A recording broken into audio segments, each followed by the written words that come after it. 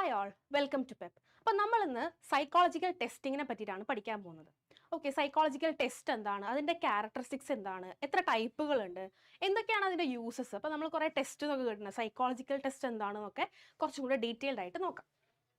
Okay, എന്താണ് ഒരു psychological test? അതായത് നമ്മുടെ ഒരു ബിഹേവിയറിനെ നമ്മൾ ഒബ്ജക്റ്റീവായിട്ടും അതുപോലെ തന്നെ സ്റ്റാൻഡർഡൈസ്ഡ് ആയിട്ട് മെഷർ ചെയ്യാൻ വേണ്ടി നമ്മൾ ഉപയോഗിക്കുന്ന ഒരു ടൂളാണ് നമ്മുടെ സൈക്കോളജിക്കൽ ടെസ്റ്റ്. നമ്മൾ ഇൻ്റലിജൻസ്, നമ്മുടെ ഒരു കാര്യത്തിനോടുള്ള നമ്മുടെ ആറ്റിറ്റ്യൂഡ്, ഒരു പ്രൊഡക്റ്റ് ഉണ്ടെങ്കിൽ ആ പ്രൊഡക്റ്റിനോടുള്ള നമ്മുടെ ആറ്റിറ്റ്യൂഡ്, നമ്മുടെ കരിയർ ഇൻട്രസ്റ്റ്, നമുക്ക് ഏതൊരു മേഖലയിലാണ് വർക്ക് ചെയ്യാൻ ഇഷ്ടം, അതറിയാൻ വേണ്ടി നമ്മൾ കരിയർ ആപ്റ്റിറ്റ്യൂഡ് ടെസ്റ്റുകൾ, അങ്ങനത്തെ കുറേ കാര്യങ്ങൾ ചെയ്യാറുണ്ട്. സോ ഇങ്ങനത്തെ നമ്മുടെ ബിഹേവിയറിനെ ഒബ്ജക്റ്റീവായിട്ടും അതുപോലെ തന്നെ സ്റ്റാൻഡർഡൈസ്ഡ് ആയിട്ട് മെഷർ ചെയ്യാൻ വേണ്ടി നമ്മൾ യൂസ് ചെയ്യുന്ന ഒരു ടൂളാണ് നമ്മുടെ സൈക്കോളജിക്കൽ ടെസ്റ്റ്. അത് പലതരത്തിലുണ്ട്. നമുക്ക് ഏതൊക്കെയാണെന്ന് നോക്കാം. അതായത് നമ്മൾ സൈക്കോളജിക്കൽ ടെസ്റ്റിനെ പല രീതിയിൽ ക്ലാസിഫൈ ചെയ്യും. ഒരുപാട് തരത്തിൽ ക്ലാസിഫൈ ചെയ്യുന്നുണ്ട്. ഒന്ന് അതിൻ്റെ അഡ്മിനിസ്ട്രേഷൻ, അതെങ്ങനെ നമ്മൾ ആളുകളിൽ അഡ്മിനിസ്ട്രേറ്റ് ചെയ്യുന്നു. അതായത് ഒരാൾക്കാണോ അഡ്മിനിസ്ട്രേറ്റ് ചെയ്യുന്നത്. ഇപ്പോൾ നമ്മൾ ഒരു ടെസ്റ്റ് അറ്റ് എ ടൈം ഒരാൾക്കാണോ അഡ്മിനിസ്ട്രേറ്റ് ചെയ്യുന്നത്, അതോ അറ്റ് എ ടൈം നമ്മൾ ഒരുപാട് ആൾക്ക് അഡ്മിനിസ്ട്രേറ്റ് ചെയ്യുന്നുണ്ടോ എന്ന്. അപ്പോൾ ഈ അഡ്മിനിസ്ട്രേഷൻ്റെ ബേസിസിൽ നമുക്ക് രണ്ട് രീതിയിൽ ഈ സൈക്കോളജിക്കൽ ടെസ്റ്റിനെ ഡിവൈഡ് ചെയ്യാൻ വേണ്ടി പറ്റും. ഒന്നാമത്തത് നമുക്ക് ഇൻഡിവിജ്വൽ ടെസ്റ്റ് എന്ന് പറയാം. ഓക്കെ, ഇൻഡിവിജ്വൽ ടെസ്റ്റും ഉണ്ട്, അതുപോലെ തന്നെ ഗ്രൂപ്പ് ടെസ്റ്റും ഉണ്ട്. ഇത് നമുക്ക് കുറച്ചും കൂടി എളുപ്പമാണല്ലേ മനസ്സിലാക്കാൻ വേണ്ടി. അതായത് സൈക്കോളജിക്കൽ ടെസ്റ്റ് ഉണ്ട്, അതിന് നമ്മൾ പല രീതിയിൽ ഓൺ ദ ബേസ് ഓഫ് അഡ്മിനിസ്ട്രേഷൻ്റെ രീതിയിൽ നമ്മൾ അതിനെ ക്ലാസിഫൈ ചെയ്യുകയാണെങ്കിൽ നമുക്ക് ഇൻഡിവിജ്വൽ ടെസ്റ്റ് ഉണ്ട്, ഗ്രൂപ്പ് ടെസ്റ്റ് ഉണ്ട്. അത് ആ പേരിൽ തന്നെ വളരെ കൃത്യമല്ലേ. എന്താണ് ഇൻഡിവിജ്വൽ ടെസ്റ്റ്? ഒരു അറ്റ് എ ടൈം നമ്മൾ ഒരാളിൽ മാത്രമേ അത് അഡ്മിനിസ്ട്രേറ്റ് ചെയ്യുള്ളൂ. ഗ്രൂപ്പ് ടെസ്റ്റ് ആകുമ്പോൾ എന്താ, കുറേ ആളുകൾക്ക് അറ്റ് എ ടൈം ഒരു ഇൻസ്ട്രക്ടറുടെ മാത്രം ആവശ്യമുള്ളൂ.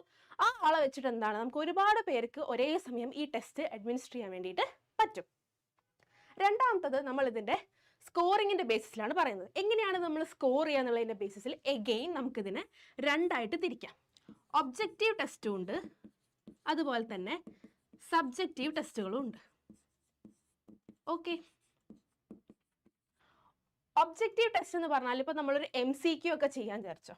നമ്മൾ MCQ ഒക്കെ ചെയ്യുന്ന സമയത്ത് നമുക്ക് എന്താണ്, ഇപ്പോൾ നമ്മൾ PG എൻട്രൻസിന് പഠിക്കുന്ന സമയത്തായാലും അല്ലെങ്കിൽ എന്തെങ്കിലും ഒരു കോമ്പറ്റേറ്റീവ് എക്സാമിനൊക്കെ പഠിക്കുന്ന സമയത്തായാലും അധികവും നമുക്കൊരു MCQ ഉണ്ടാവും അല്ലേ. അത് നമ്മൾ റെക്കഗ്നൈസ് ചെയ്യുക. ഒരു ക്വസ്റ്റ്യൻ തന്നിട്ടുണ്ടാവും, അതിൽ ആൻസർ ചെയ്താൽ നമുക്ക് ഓപ്ഷൻസ് 4 ഓപ്ഷനോ 3 ഓപ്ഷനോ ഒക്കെ തന്നിട്ടുണ്ടാവും. അതിൽ നമ്മൾ റെക്കഗ്നൈസ് ചെയ്യാണ് ചെയ്യുക ഏതാണ് ഇതിൽ ശരി ഉത്തരം എന്നുള്ളത്. സോ അതൊരു ഒബ്ജക്റ്റീവ് ടെസ്റ്റാണ്. കാരണം എല്ലാവർക്കും അതിൽ നമുക്ക് കറക്റ്റ് ആയിട്ടുള്ള ഉത്തരം എന്ന് പറഞ്ഞാൽ ഒരൊറ്റ സിംഗിൾ ഉത്തരമേ ഉള്ളൂ. ആൾക്കാർ ഏത് ചൂസ് ചെയ്യുന്നു എന്നുള്ളതാണ് ഡിഫറൻസ് ഉണ്ടാവുക. പക്ഷേ സിംഗിൾ ഉത്തരമാണ് അവിടെ കറക്റ്റ് ആയിട്ട് ഉണ്ടാവുക. അതാണ് MCQ. അത് നമ്മളൊരു ഒബ്ജക്റ്റീവ് ടെസ്റ്റ് ആയിട്ടാണ് പറയുന്നത്. ഇനി സബ്ജക്റ്റീവ് ടെസ്റ്റ്, ഇപ്പോൾ നമുക്ക് ഇപ്പോൾ എക്സാമിൻ്റെ സമയത്ത് നമ്മളോട് ഒരു ഇംഗ്ലീഷ് എക്സാമോ അല്ലെങ്കിൽ മലയാളം എക്സാമിൻ്റെ ഒക്കെ സമയത്ത് പറയുകയാണ്, നിങ്ങൾ കഴിഞ്ഞ ആഴ്ച പോയ ഒരു യാത്രയെ പറ്റി ഒരു വിവരണക്കുറിപ്പ് തയ്യാറാക്കൂ എന്നൊക്കെ പറഞ്ഞിട്ടുണ്ടെങ്കിൽ നമ്മൾ നമ്മുടെ അനുഭവങ്ങളാണ് എഴുതുന്നത്. അതിൽ നമ്മുടെ സബ്ജക്റ്റീവ് ആയിട്ടുള്ള എലമെൻറ്റ് കടന്നു വരുന്നുണ്ട് അല്ലേ. അല്ലെങ്കിൽ ഒരു കഥ എഴുതാൻ പറയും, ഒരു കഥയുടെ 1-2 സെൻറ്റൻസ് മാത്രം തന്നിട്ട് ബാക്കി എന്താണ് വരിക എന്നുള്ളത് ഫില്ല് ചെയ്യുമെന്ന് പറഞ്ഞാൽ നമ്മളവിടെ കുറച്ചുകൂടി essay ഒക്കെ എഴുതുക, അല്ലെങ്കിൽ ഒരു ടോപ്പിക് വന്നിട്ട് പൊല്യൂഷനെ പറ്റി എഴുതാൻ പറയും, അല്ലെങ്കിൽ ഇന്ന് ഇന്ത്യ നേരിടുന്ന പ്രശ്നത്തെ പറ്റി എഴുതാൻ പറയും എന്നൊക്കെ പറഞ്ഞാൽ അവിടെ നമ്മളൊരു essay റൈറ്റിംഗ് ആണ് വരുന്നത്. അവിടെ നമ്മൾ എന്താണ് കുറച്ചും കൂടെ നമ്മുടെ സബ്ജക്റ്റീവ് ആയിട്ടുള്ള എലമെൻറ്റ്സ് നമ്മൾ എഴുതി ചേർക്കുന്നുണ്ട്. അപ്പോൾ അതൊരു സബ്ജക്റ്റീവ് ആയിട്ടുള്ള ടെസ്റ്റായിട്ട് മാറും. ഓക്കെ, ഇനി നമുക്കുള്ളത് ടൈം ലിമിറ്റാണ്. ഒരു ടെസ്റ്റിൻ്റെ ടൈം ലിമിറ്റ് അനുസരിച്ച് നമുക്ക് ആ ടെസ്റ്റിനെ രണ്ട് രീതിയിൽ ക്ലാസിഫൈ ചെയ്യാം. ഒന്നാമത്തത് പവർ ടെസ്റ്റ്, രണ്ടാമത്തത് സ്പീഡ് ടെസ്റ്റ്. ഈ രണ്ട് ക്ലാസിഫിക്കേഷനാണ് കളറിൻ്റെ ടൈം ലിമിറ്റിൻ്റെ ബേസിസിൽ നമുക്ക് വരുന്നത്. ഓക്കെ, ഈ പേര് പറയുന്ന പോലെ സ്പീഡ് ടെസ്റ്റ് എന്ന് പറഞ്ഞിട്ടുണ്ടെങ്കിൽ എന്താണ്, പെട്ടെന്ന് ചെയ്തു തീർക്കണം. അതായത് അവിടെ കറക്റ്റായിട്ടൊരു സ്ട്രിക്റ്റ് ആയിട്ടൊരു ടൈം ലിമിറ്റ് ഉണ്ട്. ഇന്ന ടൈം ലിമിറ്റിൻ്റെ ഉള്ളിൽ തന്നെ ചെയ്തു തീർക്കണമെന്ന് നിർബന്ധമുണ്ട്. സ്ട്രിക്റ്റ് ആയിട്ടുള്ളൊരു ടൈം ലിമിറ്റ് ഉണ്ട് എന്ത്, സ്പീഡ് ടെസ്റ്റിൽ. പവർ ടെസ്റ്റിൽ അത്ര സ്ട്രിക്റ്റ് ആയിട്ടുള്ളൊരു ടൈം ലിമിറ്റ് ഇല്ല. ഓക്കെ, ഈ പവർ ടെസ്റ്റും സ്പീഡ് ടെസ്റ്റും തമ്മിൽ വേറൊരു വ്യത്യാസം എന്താ വെച്ചാൽ, പവർ ടെസ്റ്റിൽ നമ്മുടെ ഐറ്റംസ്, നമ്മുടെ ക്വസ്റ്റ്യൻസ് എന്ന് പറയുന്നത് ഡിഫിക്കൽട്ടി ലെവൽ ഇൻക്രീസിങ് ഓർഡറിലായിരിക്കും ഉണ്ടാവുക. ആദ്യം കുറച്ചും കൂടി എളുപ്പമുള്ള ചോദ്യം, പിന്നെ കുറച്ചും കൂടി ടഫുള്ള രീതിയിൽ ഇൻക്രീസിങ് ഓർഡർ ഓഫ് ഡിഫിക്കൽട്ടിയിലായിരിക്കും പവർ ടെസ്റ്റിൽ ഉണ്ടാവുക. സ്പീഡ് ടെസ്റ്റിലാണെങ്കിലോ എല്ലാ ഐറ്റംസും ഏകദേശം എന്തായിരിക്കും, ഒരു സെയിം ഡിഫിക്കൽട്ടി ലെവലിലായിരിക്കും ഉണ്ടാവുന്നത്. ഓക്കെ, ഇനി അത് നേച്ചർ ഓഫ് ഐറ്റംസ്. അതായത് ഒരു ടെസ്റ്റിൻ്റെ അകത്തുള്ള ഐറ്റംസിൻ്റെ നേച്ചർ അനുസരിച്ച് അതിനെ നമുക്ക് 3 രീതിയിൽ ക്ലാസിഫൈ ചെയ്യാം. ഒന്നാമത്തത് വെർബൽ ടെസ്റ്റ്, രണ്ടാമത്തത് നോൺ വെർബൽ ടെസ്റ്റ്, മൂന്നാമത്തത് പെർഫോമൻസ് ടെസ്റ്റ്. ഇതൊക്കെ ഇതിൻ്റെ പേര് കേട്ടാൽ തന്നെ നമുക്ക് പെട്ടെന്ന് മനസ്സിലാവില്ലേ ഒരു വെർബൽ ടെസ്റ്റ് എന്താണ്. അതായത് അതിൽ നമ്മൾ റീഡിങ്, റൈറ്റിംഗ്, വെർബൽ എന്ന് പറയുമ്പോൾ നമ്മൾ അവിടെ എന്തെങ്കിലും പറയുകയോ എഴുതുകയോ ഒക്കെ ചെയ്യുന്നുണ്ട്. സോ റീഡിംഗ് ആൻഡ് റൈറ്റിംഗ് ആവശ്യമായ ഒരു ടെസ്റ്റാണ് എന്ത്, വെർബൽ ടെസ്റ്റ് എന്ന് പറയുന്നത്. വെർബൽ ടെസ്റ്റിന് നമ്മൾ വേറൊരു പേരും കൂടെ പറയും. എന്താ നോക്കിയാലോ, എന്തായിരിക്കും വേറൊരു പേര്? അതായത് നമ്മളിവിടെ പേപ്പർ പെൻസിൽ ടെസ്റ്റ് എന്നും പറയും. നമ്മൾ പേപ്പറും പെന്നൊക്കെ യൂസ് ചെയ്തിട്ടാണ് ചെയ്യുന്നത്. അതുകൊണ്ട് തന്നെ പേപ്പർ പെൻസിൽ ടെസ്റ്റ് എന്നും കൂടി നമ്മൾ വെർബൽ ടെസ്റ്റിനെ പറയുന്നുണ്ട്. ഓക്കെ, ഇനി നോൺ വെർബൽ ആണ്. നോൺ വെർബൽ എന്ന് പറഞ്ഞിട്ടുണ്ടെങ്കിൽ എന്താ, നമ്മളിങ്ങനെ റീഡിങ് റൈറ്റിങ്ങിൻ്റെ ആവശ്യമില്ല. പക്ഷെ അവിടെ നമ്മൾ എന്താണ്, സൈൻ അല്ലെങ്കിൽ സിമ്പിളുകളൊക്കെയാണ് നമ്മൾ കോഡിംഗ് ഒക്കെ ചെയ്യുന്ന സമയത്ത് എന്തെങ്കിലും സിമ്പിളുകൾ അങ്ങനത്തെ കാര്യങ്ങളൊക്കെ യൂസ് ചെയ്യുമ്പോഴാണ് നോൺ വെർബൽ ആവുന്നത്. പെർഫോമൻസ് ടെസ്റ്റ് എന്ന് പറഞ്ഞാൽ നമ്മൾ എന്തെങ്കിലും ഒരു ടാസ്ക് അവിടെ ചെയ്ത് കാണിച്ചു കൊടുക്കേണ്ടി വരും. ഇപ്പോൾ ബ്ലോക്ക് ഡിസൈൻ എന്നൊക്കെ പറഞ്ഞിട്ടുള്ള ടെസ്റ്റുകളാണെങ്കിൽ നമുക്ക് ഒരു പേപ്പർ അല്ലെങ്കിൽ ഒരു ബുക്ക്ലെറ്റിൽ അവരൊരു ഉദ്ദേശിച്ച ഡിസൈൻ നമുക്ക് കാണിച്ചു തരും. ആ ഡിസൈൻ അനുസരിച്ച് നമുക്ക് കുറേ ബ്ലോക്കുകൾ, കുറേ കട്ടകൾ തന്നിട്ടുണ്ടാവും. റെഡും വൈറ്റും കളർ മിക്സ് ആയിട്ടുള്ളൊക്കെ കുറേ ബ്ലോക്സ് തന്നിട്ടുണ്ടാവും. ആൻഡ് ആ ചിത്രത്തിൽ ഏത് ഡിസൈനാണോ കാണിച്ചത് അതിനനുസരിച്ച് നമ്മൾ എന്ത് ചെയ്യണം, ആ ബ്ലോക്സ് അറേഞ്ച് ചെയ്യണം. അതിനൊരു ടൈം ലിമിറ്റും കൊടുത്തിട്ടുണ്ടാവും. ഇത്ര ടൈമിനുള്ളിൽ ചെയ്തിട്ടുണ്ടെങ്കിൽ ഇത്ര സ്കോർ എന്നൊക്കെ പറഞ്ഞിട്ട് അങ്ങനെയാണ് അതിൻ്റെ സ്കോറിങ് വരുന്നത്. സോ ഇങ്ങനെയാണ് നമ്മൾ മെയിൻലി ടെസ്റ്റുകളെ ക്ലാസിഫൈ ചെയ്യുന്നത്. ഒന്നാമത്തത് അഡ്മിനിസ്ട്രേഷൻ്റെ ബേസിസിൽ ഇൻഡിവിജ്വൽ ആൻഡ് ഗ്രൂപ്പ് ടെസ്റ്റ്. രണ്ടാമത്തത് സ്കോറിങ്ങിൻ്റെ ബേസിൽ ഒബ്ജക്റ്റീവും സബ്ജക്റ്റീവും ഉണ്ട്. ടൈം ലിമിറ്റിൻ്റെ ബേസിൽ പവറും ഉണ്ട്, സ്പീഡും ഉണ്ട്. പവറിൽ നമ്മൾ പറഞ്ഞിട്ടുണ്ടായിരുന്നു അല്ലേ, ഡിഫിക്കൽട്ടി ലെവൽ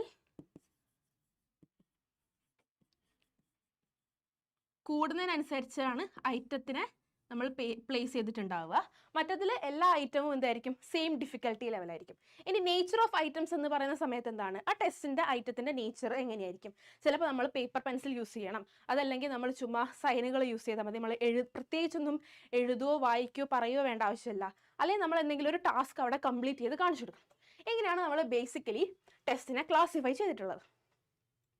ഇനി എന്തിനാണ് നമ്മളിത് യൂസ് ചെയ്യുന്നത്, ഈ സൈക്കോളജിക്കൽ ടെസ്റ്റിൻ്റെ ഉപയോഗം എന്താണ്, എവിടെയൊക്കെയാണ് യൂസ് ചെയ്യുന്നത് എന്നുള്ളത് നോക്കാം.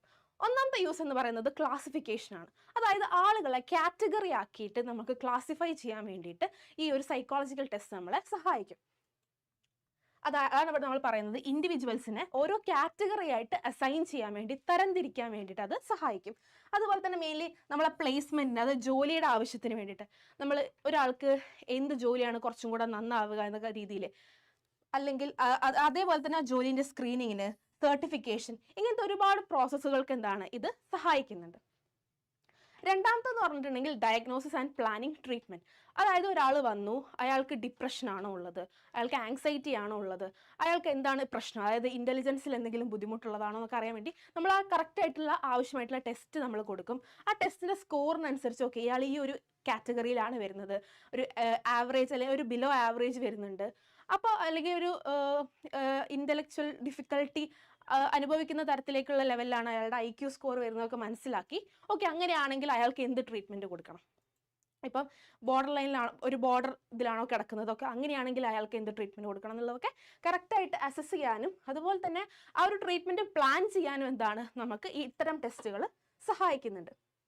അതായത് ഒരാളുടെ അബ്നോർമൽ ആയിട്ടുള്ള ബിഹേവിയറിനെ മനസ്സിലാക്കി അതിനെ ആവശ്യത്തിനനുസരിച്ച് ക്ലാസിഫൈ ചെയ്ത് അനലൈസ് ചെയ്യുക. അടുത്തത് പറഞ്ഞാൽ സെൽഫ് നോളജിനെ പറ്റിയിട്ടാണ്.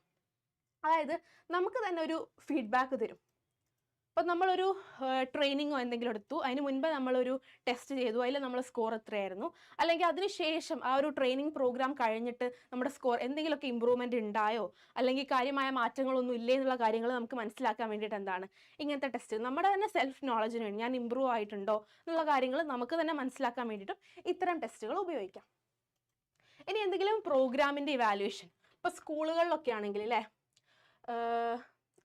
സ്കൂളുകളിലൊക്കെ ആണെങ്കിൽ പല ലൈഫ് സ്കിൽ ട്രെയിനിങ്ങോ അല്ലെങ്കിൽ കുട്ടികൾക്ക് പുതിയ ലാംഗ്വേജ് പഠിക്കാനോ അല്ലെങ്കിൽ പുതിയ എന്തെങ്കിലും സ്കില്ല് പഠിക്കാനൊക്കെ ഒരുപാട് പ്രോഗ്രാം കൊണ്ടുവരുന്നുണ്ട്. അപ്പോൾ ഒരു പ്രോഗ്രാം നടത്തിയത് കൊണ്ട് മാത്രമായില്ലല്ലേ, കുട്ടികൾക്ക് ആ പ്രോഗ്രാം കൊണ്ട് എന്തെങ്കിലും ഉപകാരം ഉണ്ടായോ, ജസ്റ്റ് എന്തെങ്കിലും പ്രോഗ്രാം നടത്തി സർട്ടിഫിക്കറ്റ് കൊടുത്തു എന്നുള്ളതിലപ്പുറം കുട്ടികൾ അത് കാര്യമായിട്ട് ഏത് സ്കില്ലാണോ ഇമ്പ്രൂവ് ചെയ്യാൻ ഉദ്ദേശിച്ചത് അത് ഇമ്പ്രൂവ് ചെയ്യുന്നുണ്ടോ എന്നുള്ള കാര്യങ്ങൾ അസസ് ചെയ്യാൻ വേണ്ടിയിട്ടും നമുക്ക് ആ പ്രോഗ്രാം ഇവാലുവേഷൻ എന്നുള്ള രീതിയിലും എന്താണ് ഇത്തരം ടെസ്റ്റുകൾ ഉപയോഗിക്കാം. ഇനി പറയാനുള്ളത് എന്താണ്, റിസർച്ച് കാര്യങ്ങളിലാണ്. അതായത് തിയററ്റിക്കൽ അല്ലെങ്കിൽ അപ്ലൈഡ് റിസർച്ചിലും ഇത്തരം സൈക്കോളജിക്കൽ ടെസ്റ്റുകൾ എന്താണ് വളരെ യൂസ്ഫുൾ ആണ്. അപ്പോൾ നമ്മൾ ഈ ഒരു വീഡിയോയിൽ ഇത്രയും കാര്യങ്ങളാണ് പറഞ്ഞത്. എന്താണ് ഒരു സൈക്കോളജിക്കൽ ടെസ്റ്റ് എന്ന് പറഞ്ഞു, അതിൻ്റെ ക്ലാസിഫിക്കേഷൻ എന്താണെന്ന് പറഞ്ഞു, അതുപോലെ തന്നെ അതിൻ്റെ യൂസസ് എന്താണെന്ന് പറഞ്ഞു. ഇനി വരും വീഡിയോയിൽ നമുക്ക് എന്താണ് അതിൻ്റെ ക്യാരക്ടറിസ്റ്റിക്സ് എന്നുള്ളത് നോക്കാം. അപ്പം ഈ വീഡിയോയിൽ ഇത്രയേ ഉള്ളൂ. Thank you.